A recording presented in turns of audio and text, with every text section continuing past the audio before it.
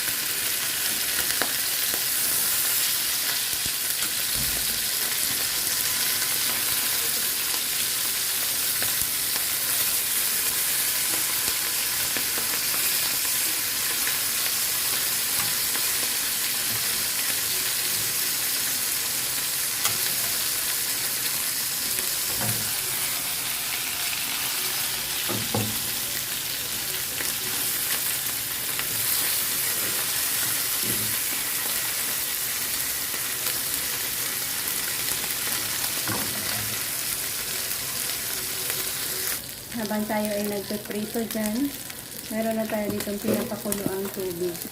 Pwede na natin ilagay yung ating onion, kamatis. Pinakulo na siya. Onion, kamatis, okra, saluyot.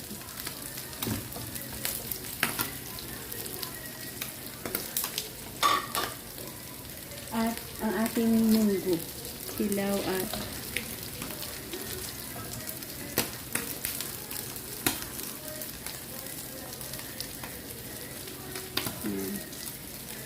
pakuluan natin yan hanggang sa lumambot ang munggo natin. Yan, well done na, no? I-add natin dyan ang hindi naman lahat para sa masarap na lasa ng ating munggo. Isa, dalawa, tatlo, apat. So, meron tayong 4 na piraso dyan na in-add on. So, pakuluan pa natin hanggang sa makuha natin ang saktong softness ng ating munggo dyan. Yan, isabay na natin ang kalabasa. Sarap nila.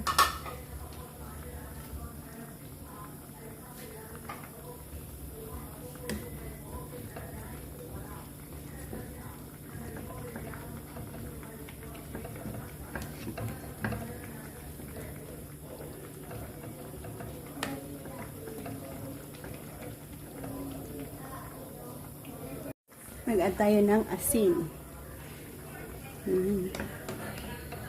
Sarap ng ating ulam ngayon.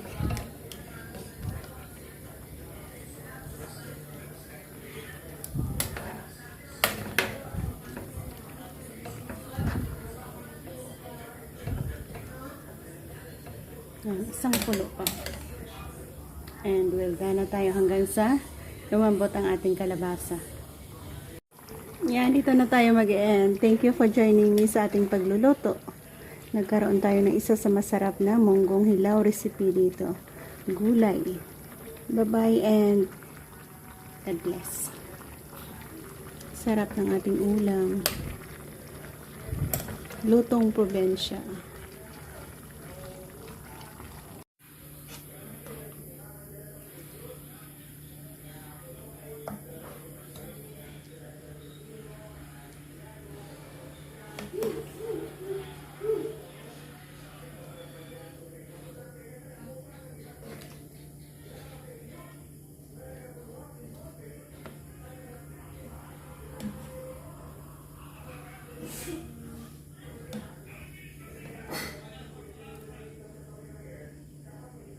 Ganyan ka-easy, simple ang ating pamamaraan.